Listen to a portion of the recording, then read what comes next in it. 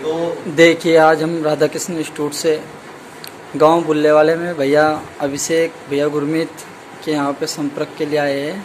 अब इनसे जानेंगे, इन्होंने ये लास्ट ईयर 12th पास करके गए थे यहाँ से, इनका क्या अनुभव रहा इंस्टीट्यूट के अंदर।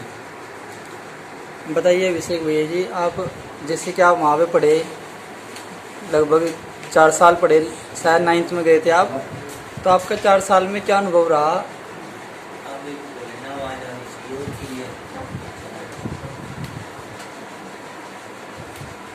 बताओ। मतलब पढ़ाई का जो वातावरण था वो और संस्थाओं से अच्छा था, और टीचर्स भी सब बहुत अच्छे थे, बच्चों के साथ अच्छी पढ़ाई हुई थी। मतलब मन भी लगा था और अच्छी पढ़ाई हुई थी और दूसरे स्कूल से अपेक्षा वहाँ पर। तो आपको ऐसा महसूस हुआ कि नहीं, वास्तविकता में हमारा जो विद्यालय था, इंस्टीट्यूट था, वो एक अच्छा इंस्टीट्यूट था। तो मतलब और क्या चीज़ें, मतलब आपने जो शिक्षा के बारे में देखा वहाँ पे, पढ़ाई के बारे में क्या लगता है आपको? आपने 1 साल वहाँ से बीच में कहीं और भी कोचिंग भी करी है, तो आपको क्या लगा? जैसे आप नई नई चीज़ें पढ़ते हो, क्या आपको उन्हें सीखने में कठिनाइयाँ होती हैं, या आपको लगे कि मेरा बेस कमजोर छोड़ दिया? बेस तो कमजोर हो गया, बेस तो बहुत स्ट्रॉन्ग है। जैसे कि कोचिंग में भी हम और बच्चों से मतलब उनसे ऊपर ही है हमारा लेवल, जो और बच्चा है कोचिंग में। बेस तो स्ट्रॉन्ग ही बन गया हमारा, 4 साल में वहाँ बहुत ज़्यादा स्ट्रॉन्ग बन गया। मतलब आपको ये दुख तो नहीं है कि भाई हमें गलत संस्था में पढ़ाया गया, या हमारे आचार्यों ने हमारे साथ मेहनत नहीं करी? ये चीज़ें बताओ आप भाई। आपको कभी डिमोटिवेट करा गया हो पढ़ाई के लिए? कभी आप पे कोई ऐसी कोशिश ना करी गई हो, या किसी आचार्य ने क्लास में मेहनत ना करी? नहीं जी, बात ऐसी बात क्या है, बहुत मेहनत करी आचार्य ने हमारे साथ। जितने भी 4 साल तक हम रहे। कौन सी कक्षा में गए थे आप वहाँ? मेरी वहाँ से कक्षा 9th में गया था और 12th पास कर वहीं से। तो बहुत अच्छा अनुभव रहा मेरा वहाँ पर। तो एक बात बताएंगे भैया जी, अभिषेक और यहाँ पर भैया गुरमीत बैठे हैं, ये वे भैया हैं जो वहाँ पढ़ करके अपने 3-4 साल लगा करके पास होकर के आ चुके हैं।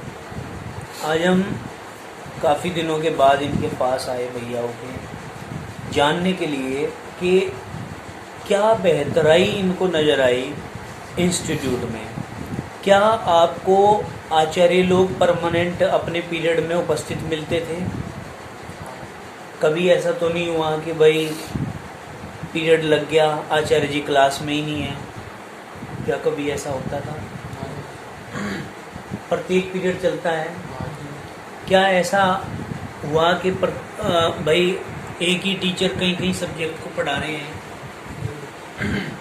सभी सब्जेक्टों के टीचर अलग अलग हैं आचार्य जी? अच्छा, ये बताएंगे आप अनुशासन के बारे में बताओ, आपको वहाँ का अनुशासन कैसा लगा? कोई 5 बिंदु बताओ, जोर से बोल के बताओ। अनुशासन तो जैसे सुबह को प्रार्थना होती है, तो प्रार्थना में जो मंत्र उच्चारण होते हैं उनका बड़ा ही अच्छा लेवल है वहाँ पर। और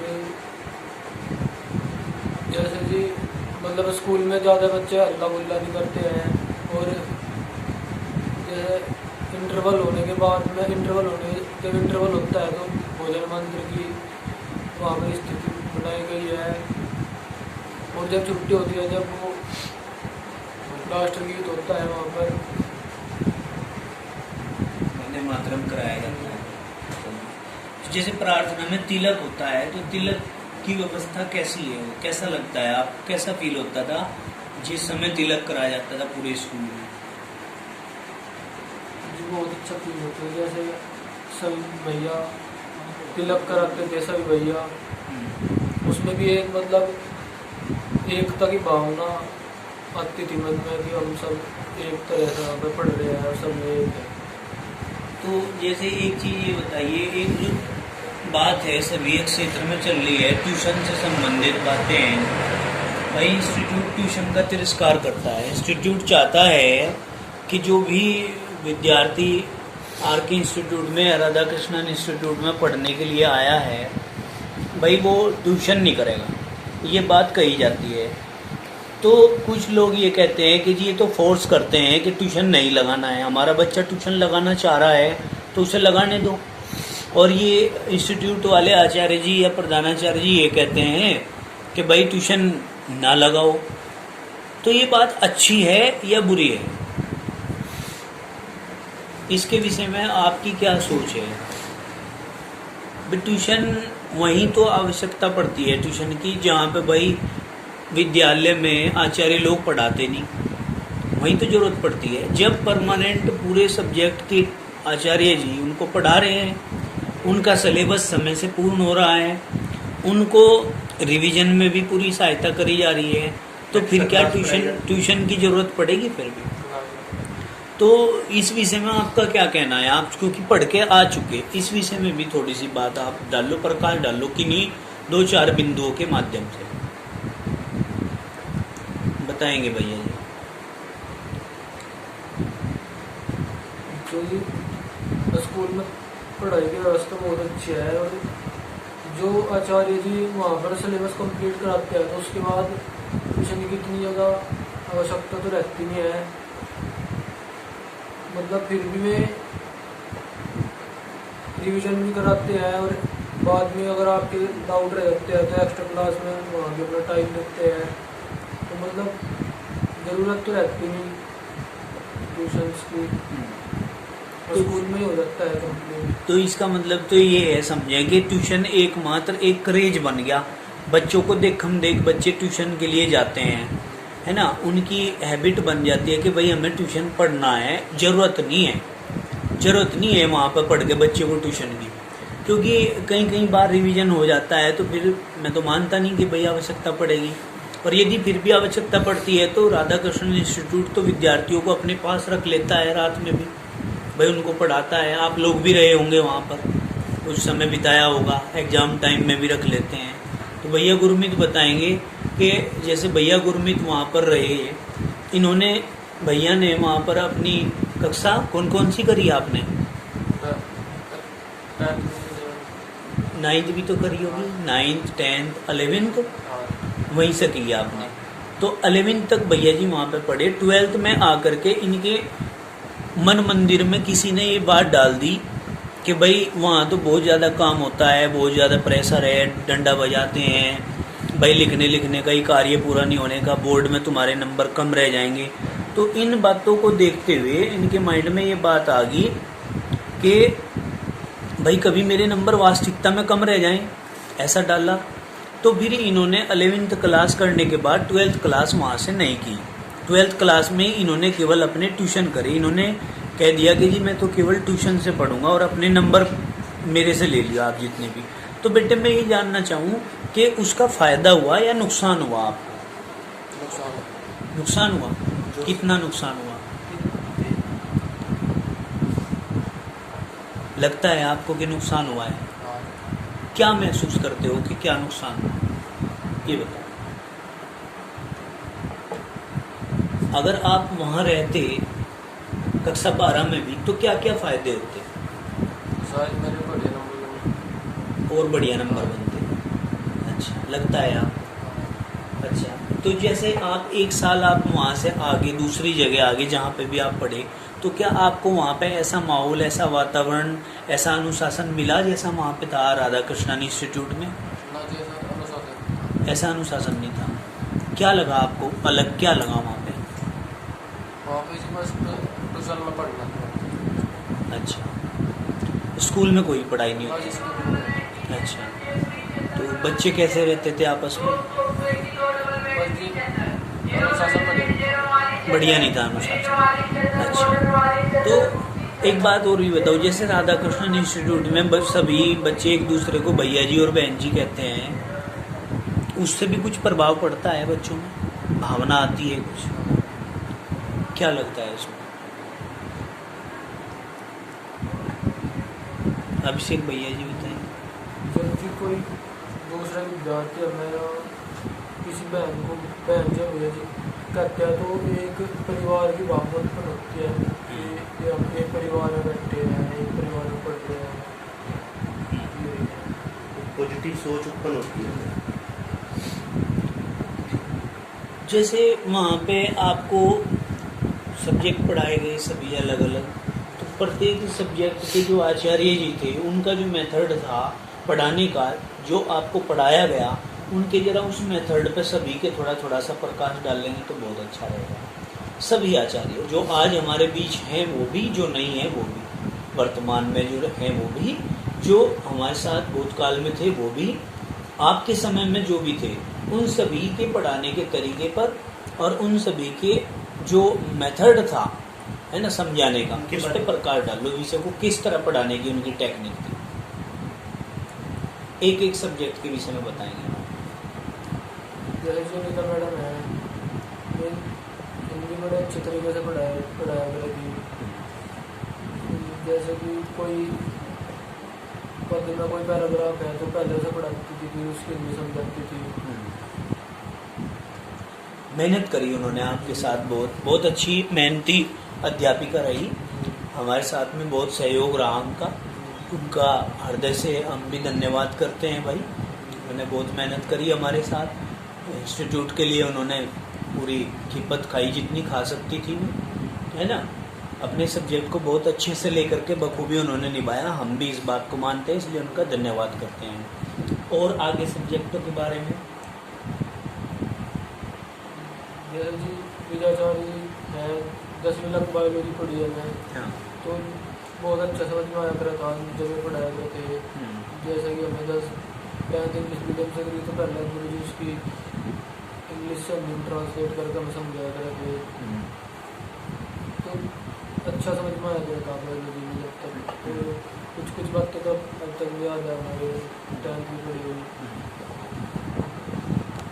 तो जैसे 10th तक पॉल मैडम जी थी, उन्होंने बहुत अच्छी फिजिक्स और मैथ पढ़ाया हमें 10th तक। जैसे केमिस्ट्री का आपने पढ़ाई, तो उनको भी जैसे नोट्स बनाते थे आप, तो उससे कुछ मतलब किताब से ज़्यादा समझ में आता था हमारे। जैसे हम अपने हाथ से रिटर्न करते थे तो समझ में आता था हमारी, बहुत दिमाग पर। तो कहने का मतलब ये है कि जो केमिस्ट्री में आपको हमने नोट्स बनवाए, उसमें रिएक्शंस करवाई, आपकी हैंड राइटिंग में थी में, हम इस चीज़ पे बहुत जोर देते हैं कि भाई केमिस्ट्री को लिखित रूप में लिया जाए, है ना, क्योंकि मौखिक रूप में हम इसको इतना समझ नहीं सकते। तो लिखित रूप में जो लिया जाए, काम भी बहुत हो जाता है। उस समय जब आप पढ़ते होंगे, उस समय आपको बहुत बड़ा बोझ सा दिखाई देता होगा कि यार इतना काम मिल गया, आचार्य जी ने इतना सारा कार्य दे दिया, कैसे करेंगे। लेकिन अब आपको लगता होगा कि नहीं, वो सही था या गलत था, क्या था, सही था कि गलत था? सही था। आज आपको लगता है नहीं भाई हमें अच्छे से मेहनत करी गई। आज आप लंबे लंबे समय तक पढ़ लेते हो। क्या किसी तरीके से भी, किसी एंगल से आपको लगा कि आचार्य जी ने हमारे साथ केमिस्ट्री में कटौती काट दी और जल्दी जल्दी में पढ़ा दिया, फॉर्मेलिटी पूरी कर दी, कभी भी एक दिन लगा हो? शॉर्ट में तो कभी पढ़ाया नहीं, मतलब पूरे विस्तार से पढ़ाते थे, मतलब कुछ भी छुटवाया नहीं, कोई भी तरह कोई भी टॉपिक बुक से।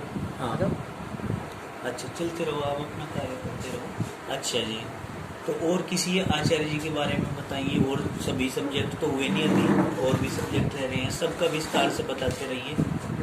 सोनाचार्य जी है, जैसे कि कोर्स पहले कोर्स कंप्लीट करा, फिर उनसे बाद अगर कुछ डाउट रहता था तो हम अगर उनसे डाउट पूछते थे बता देते थे, ये भी करते थे कि आप डाउट नहीं पूरे होते तो स्कूल से बहुत टाइम मिल जाएगा। और राधिका मैडम ने भी इंग्लिश में बहुत मेहनत की हमारे साथ, मेरी क्वेश्चन कराती थी, बोर्ड में कराती थी क्वेश्चन आंसर भी, ऑनलाइन भी कराती थी हमें। तो अब उस टाइम जब बच्चा पढ़ता है खुद किसी क्लास में बैठ करके, उस समय उसको लगता है कि मेरे ऊपर बोझ डाला जा रहा है, मेरे ऊपर एक तरीके का बर्डन डाला जा रहा है। लेकिन जब हम पढ़ के पास करके उस क्लास को आगे चले जाते हैं और दूसरे बच्चों से मिलते हैं, दूसरे बच्चों से, विद्यार्थियों से बातचीत करते हैं पढ़ाई के विषय में, तो हमें समझ में आता भी होगा कि नहीं यार, हम कितने बेहतर थे औरों से। लगता है आज की डेट में बेहतर थे या कम थे? और किसी स्कूल में जितने भी अब आप 100 कॉलेजों के बच्चों के टच में लगभग रहते होंगे, क्योंकि अब आप कंपटीशन की तैयारी कर रहे हो। सभी चारों तरफ के जितने भी क्षेत्र के कॉलेजों से बच्चे निकल कर आए हैं, उनके साथ भी आप लोग बैठ के पढ़ते होंगे। तो आज जब बैठ के पढ़ते हो तो क्या आपको राधा कृष्णन इंस्टीट्यूट का योगदान नज़र आता है कि भाई हमारे जीवन में क्या योगदान रहा उस कॉलेज का, उसकी बदौलत आज हम कुछ स्थिति बना पाए कि नहीं? आपका क्या स्टेटस है उन बच्चों के बीच में जो सभी कॉलेजों के बच्चे आपके बीच में बैठ के पढ़ते हैं? उनमें आपका लिस्ट में नाम नीचे से शुरू होता है कि ऊपर से?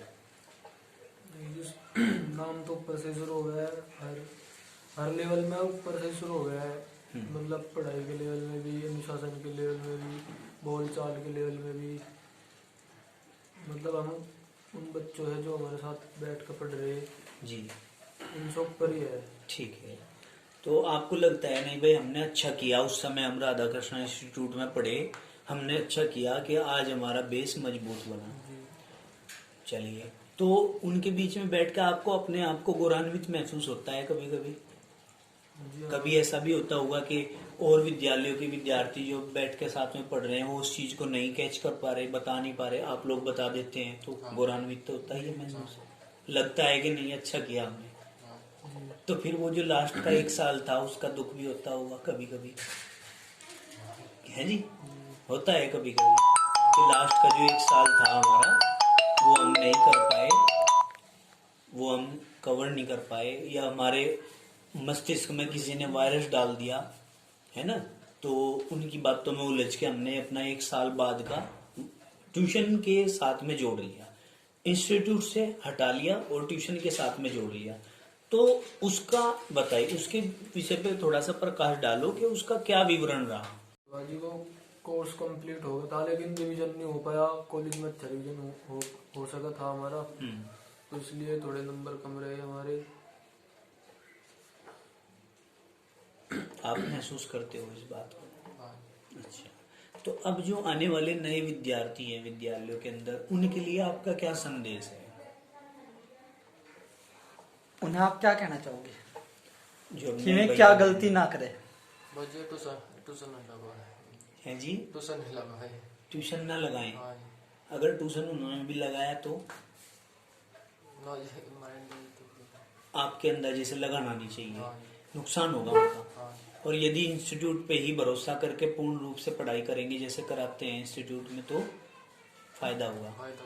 आपको लगता है इस बात को? चलो, ये जो वीडियो नए भैया बहन देख रहे हैं या अभिभावकगण जो भी देख रहे हैं, उन सभी से ये निवेदन है कि भाई अपने विद्यार्थियों को आप ट्यूशन ना करा करके केवल और केवल इंस्टीट्यूट में ही पढ़ाई कराएं। देखिए, आज का समय परिवेश का ऐसा है कि महंगाई का दौर है, एक एक बच्चे की पढ़ाई पूरी करने में ही इतना खर्च हो जाता है, जिसके 2-2 4-4 बच्चे हैं वो कैसे अपने बच्चों को पढ़ाएगा। हम सभी का राधा कृष्णन इंस्टीट्यूट की ओर से ये निवेदन है कि भाई ट्यूशनों से आप लोग पीछा छुड़ाएं और केवल इंस्टीट्यूट या विद्यालयों में ही जा करके अध्यापक महोदय से निवेदन करें, उनको बताएं कि जी आप स्कूल में ही इतनी मेहनत हमारे बच्चों के साथ करो जिससे कि हमें अतिरिक्त भार वहन ना करना पड़े, अतिरिक्त सब्जेक्टों के ट्यूशन ना लगाने पड़े। अब आप समझ सकते हैं, इंग्लिश का, फिजिक्स का, केमिस्ट्री का, मैथमेटिक्स या बायोलॉजी का जो ट्यूशन करेंगे तो 4-5 सब्जेक्टों का ट्यूशन हो जाएगा। 450 रुपये यूपी बोर्ड में ट्यूशन की फीस लेते हैं, तो समझ सकते हैं कि कितना भार हो गया ये। और फिर ये 1500-1600 रुपये लगभग बैठ जाते हैं। उसके बाद स्कूल की भी उनको फीस देनी पड़ती है, तो बहुत खर्च हो जाता है, एक एक अभिभावक वहन नहीं कर पाता। और फिर देखम देख जो है लोगों ने रोजगार खड़ा किया हुआ है ट्यूशन का। तो हम चाहते हैं कि भाई ट्यूशन से निजात पाएं और अपने अपने विद्यालयों में ही सभी अपने बच्चों को भी कहें कि भाई विद्यालय में ही मेहनत करो ज़्यादा से ज़्यादा, और ऐसे ही विद्यालयों का चुनाव करें। हम ये भी नहीं कहते कि सभी विद्यार्थी राधा कृष्णन इंस्टीट्यूट में ही एडमिशन लें, ये भी नहीं चाहते। ये भी कहते हैं कि भाई हर विद्यालय की स्थिति में सुधार होना चाहिए, शिक्षा का जो वातावरण है, जो पद्धति है, उसमें सुधार होना चाहिए। और ये तभी संभव हो पाएगा जब हम सब लोग प्रयास करेंगे, जब हमारे विद्यार्थी जो कि विद्यालय में पढ़ रहे हैं वो प्रयास करेंगे, जब वो अपने आचार्यों से आग्रह करेंगे कि जी हमें अच्छे तरीके से यहाँ पर आप लोग पढ़ाइए, हमारे लिए व्यवस्था अच्छी करिए, प्रबंधन अच्छा करिए, तभी ये संभव हो पाएगा। और कुछ कहना चाहोगे भैया जी आप, कोई संदेश अपने छोटे भैया बहनों के लिए जो वहाँ पढ़ रहे हैं? भाई जी संदेश तो यही है कि भैया बहन जी जितनी मेहनत कर सके उतनी मेहनत करे, और परीक्षा में अच्छे नंबर लाने के लिए जितना अधिक रिवीजन हो सके उतना रिवीजन करे। ठीक है, बहुत अच्छी बात रही भैया अभिषेक की, भैया गुरमीत की, जो कि 2 साल पहले वहाँ राधा कृष्णन इंस्टीट्यूट में पढ़ के आ चुके हैं। इन्होंने अपना अनुभव साझा किया आप लोगों के साथ में। और अब इनके अभिषेक भैया जी के जो पिताजी हैं, अब उनसे बातचीत करेंगे, वो भी अपने स्थिति के बारे में बताएंगे। और चूँकि वो विद्यालय परिवार से जुड़े रहे, समय समय पर उनका आगमन होता रहा विद्यालय में, और उनको क्या लगा स्कूल के अंदर, विद्यालय के अंदर, इंस्टीट्यूट के अंदर, क्या क्या बातें उनको नजर आई, क्या क्या बेहतराई नजर आई, और वो आगे आने वाले समय में और क्या क्या करने वाले हैं, कुछ बातें उनसे जानेंगे।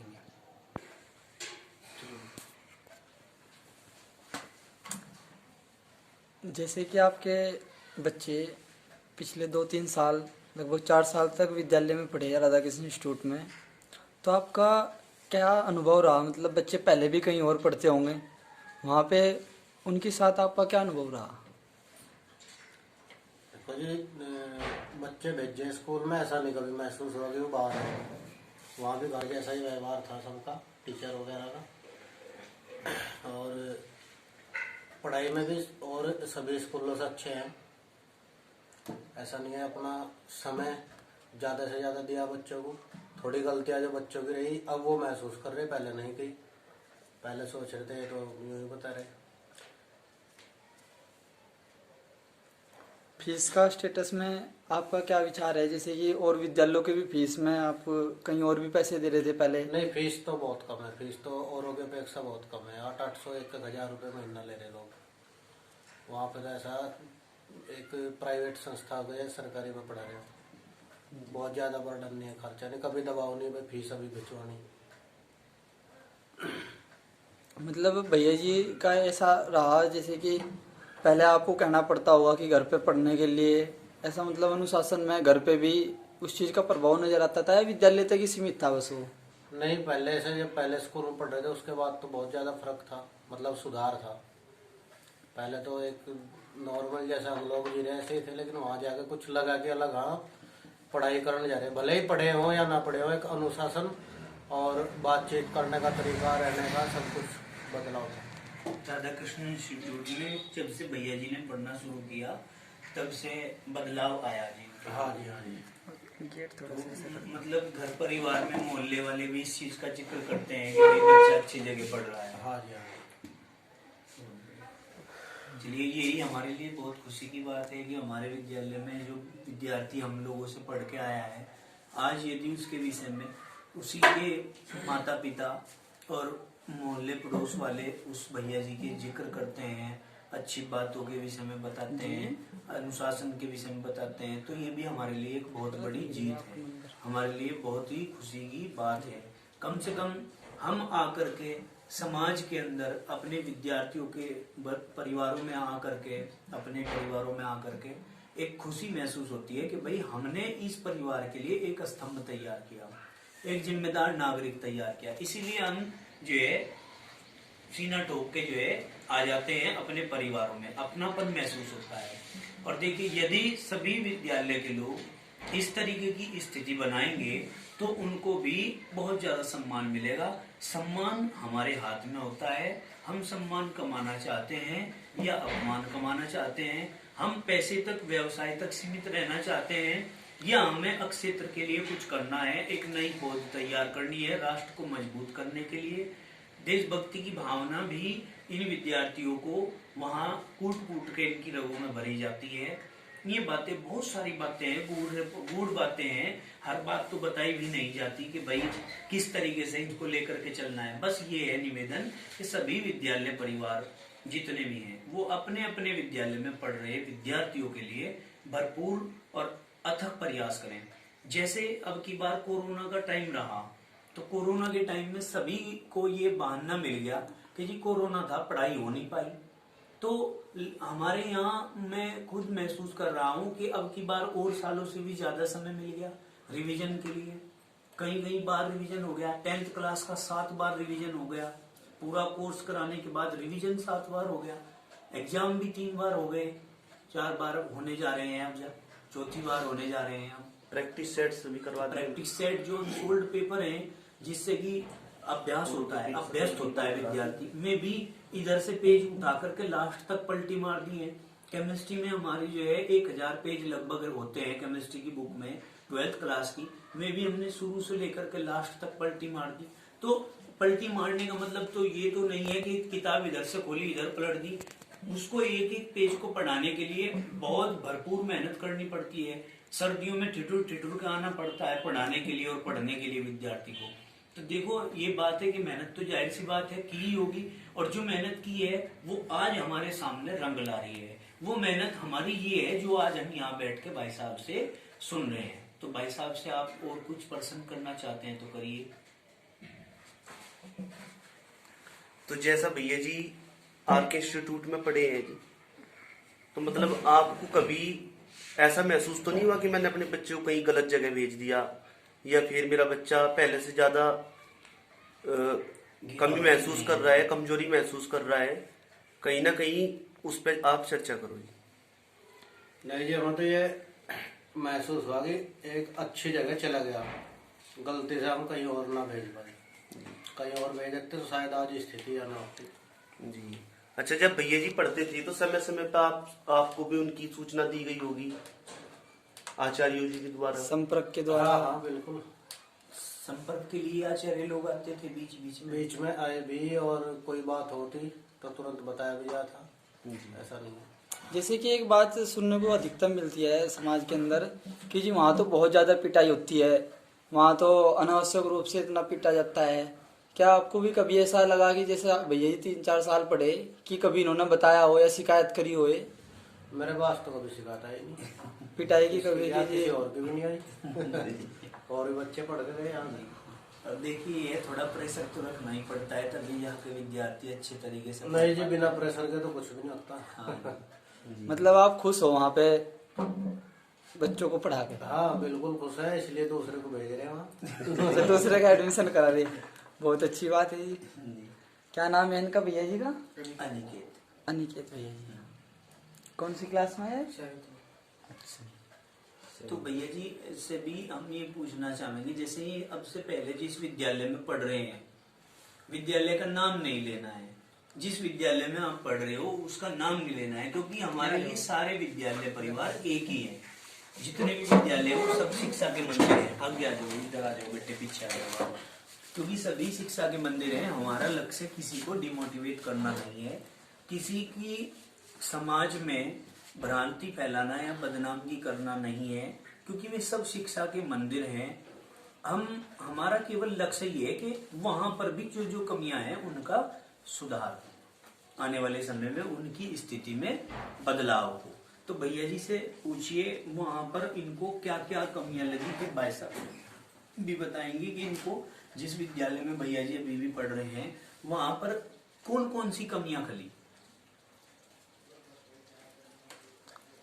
बताएं बेटे, आप दूसरे स्कूल में एडमिशन क्यों लेना चाह रहे, वहीं पर क्यों नहीं पढ़ना चाह रहे?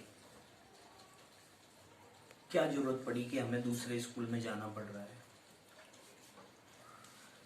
पता लगेगा थोड़ा कुछ उसमें और पढ़ाई हो, दूसरे स्कूल से ज्यादा पढ़ाई तो सभी स्कूल में होती है।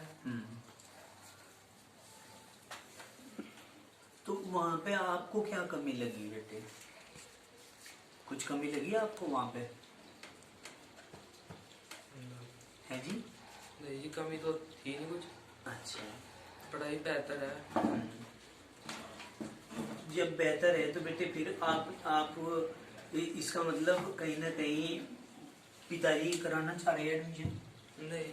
और आपकी इच्छा है खुद की कि मैं अब स्कूल बदल दूं।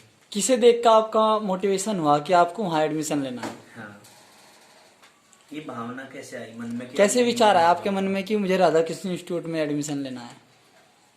किन भैया जी को देख के या किन की कार्यशैली या किसी के कहे सुने से आपने विचार बनाया हो? ये तो मेरा विचार है जी वहाँ भेजने का। अच्छा। ना अनुशासन नहीं है कितना भी। हाँ। गए आए यहाँ फिर रहे तो फिर रहे, मुझे नहीं पता वो कुछ है भी नहीं भाई, कुछ काम कर आया नहीं आया। स्कूल वाले पूछते नहीं कि क्या पढ़ाई की क्या नहीं? उनका आज तक मेरे को फोन आया तो उन्होंने तो आया भाई फीस इतनी रहेगी। फीस के लिए तो कॉल करते ही है जी। अगर तो आज तक कभी फोन आया पढ़ाई तो- के लिए नहीं फोन किया कि भाई बच्चा कमजोर चल रहा है या मजबूर चल रहा है स्थिति में? ये है समय समय पे विद्यार्थी का भी पता होना हमें तो जैसे ही जरूरी छुट्टी है। उट्टी भी कर लेते होंगे कभी, इसलिए भी फोन नहीं आता? छुट्टी तो नहीं खैर करता कभी। जैसे मतलब कभी कभार बुखार सुखार सो स्थिति हो जाती है कमी समी, तो उसमें भी कभी फोन नहीं आता कॉलेज से कि भाई क्यों नहीं आए आज भैया जी? ऐसा कुछ होता तो है नहीं, लेकिन कभी हुआ भी तो कोई फोन का तो मतलब ही नहीं है। अच्छा। हाँ वो तो पता ही है भाई साहब की फीस के लिए तो आता है पर उससे क्या है वहाँ पे भीड़ ज्यादा है, ज्यादा उनको टाइम ही नहीं है हर आदमी सार बच्चे से पूछने का। हाँ, तो ये भैया जी बताएंगे इनके विषय में ना, क्योंकि भैया जी शिक्षा के स्तर से जुड़े हुए हैं, अभी कक्षा पास कर चुके, इंटरमीडिएट का स्तर पार कर चुके, अब कंपटीशन के लिए जिम्मेदारी का पद लेने के लिए प्रयास कर रहे हैं। तो इनको इनसे भी पूछिए कि अब ये भी इनके गार्जियंस के रूप में ही जाने जाएंगे, क्योंकि बड़े भैया हैं और बड़े भाई जो होते हैं वो गार्जियंस ही होते हैं, है ना। तो ये भी बताएंगे कि इनकी पढ़ाई में इनको क्या क्या कमी लगी, क्या क्या होना चाहिए इनके लिए। करिए प्रयास, कैमरा इधर करिए इनकी तरफ। बताइए विषय। कमी तो ये है जी कुछ तो नहीं पढ़ता नहीं कर रहा है आगे, और अगर इससे कुछ बताया जाए और कुछ दिन बाद पूछा जाए तो उसे बता नहीं पाता, मतलब और स्कूल में से घर आके पढ़ता नहीं, बस यही कमी है जी। मतलब इन्हें इनके ऊपर कोई दबाव नहीं है कि इन्हें पढ़ना है या इनके कल कॉपी चेक होनी है जाके, या सप्ताह में इनका टेस्ट होना है। यानी आपको ही कहना पड़ रहा कि पढ़ ले भाई। हाँ जी। घर आके आप ही कहोगे तो पढ़ेंगे। उतना पढ़ा जितना काम दिया जाए कर लेना, यहाँ बैठा अकेला चुपचाप अपना काम करेगा, छुट्टी। हाँ मतलब अपने आप नहीं, जिज्ञासा नहीं पैदा तो इसलिए होती। आपकी इच्छा है कि ये वहां जाके अच्छी शिक्षा ग्रहण कर सकते हैं। अब वहाँ तो आपको पता ही है कि अगर नहीं करेंगे काम तो करना पड़ेगा, मजबूरी बन जाएगी, करना ही पड़ेगा। बेटे वहां जाकर के देखो, आज हम बताते हैं एक ही ऑप्शन है, पढ़ना पड़ेगा ही, प्रयास करना पड़ेगा, है ना, और कोशिश पूरी करनी पड़ेगी। यदि आप छुट्टी करेंगे या बहानेबाजी करेंगे तो तुरंत फोन आएगा भाई साहब के पास कि भैया जी आज क्यों नहीं आए। ऐसे बड़े भैया का भी आता होगा घर पे फोन, यदि कभी छुट्टी कर ली तो तुरंत फोन आता होगा कॉलेज से, भैया जी आज स्कूल नहीं आए क्या बात। या कभी भैया जी की स्थिति में कभी कोई गिरावट आई तो भाई साहब को तुरंत फोन किया होगा हमने कि जी हमें यहाँ चिंता का विषय हमारे सामने आ रहा है, थोड़ा आ जाना, बैठ करके चर्चा करेंगे। समय समय का हम करते रहते हैं ऐसे कॉलेज से, ठीक है नहीं। तो वही स्थिति आपके साथ भी रहेंगी, और ये है कि खूब मेहनत करके आपको आगे बढ़ना है। आपके पिताजी बहुत चिंतित हैं, देखिए आप भी बैठे भैया जी, आप भी हैं, आप भी हैं। आपके पिताजी चाचा जी आपके लगते हैं बहुत चिंतित हैं आप सबकी पढ़ाई को लेकर के, आप सबके भविष्य को लेकर के। इन्होंने शायद ही जितना जागरूकता इनके अंदर है इतनी किसी के अंदर हो, गांव के गांव में भी, क्योंकि ये समय समय पर कॉलेज में जाकर के, विद्यालय में जाकर के स्थिति को पूछते हैं, चाहे 2 मिनट को जाएं, चाहे ऑफिस के बाहर खड़े होकर के ही पूछ लें कि बच्चा कैसा चल रहा है, बस मुझे इतना बता दो, आज मेरे पास समय नहीं है, बैठूंगा किसी और दिन। अब देखिए अपने कार्यशैली में से समय निकाल करके स्पेशल बच्चे के लिए जाना बहुत बड़ी बात होती है। तो सभी अभिभावकों से निवेदन है कि सभी को ऐसे जागरूकता रखनी चाहिए और बच्चे के विषय में प्रयास करना चाहिए। धन्यवाद।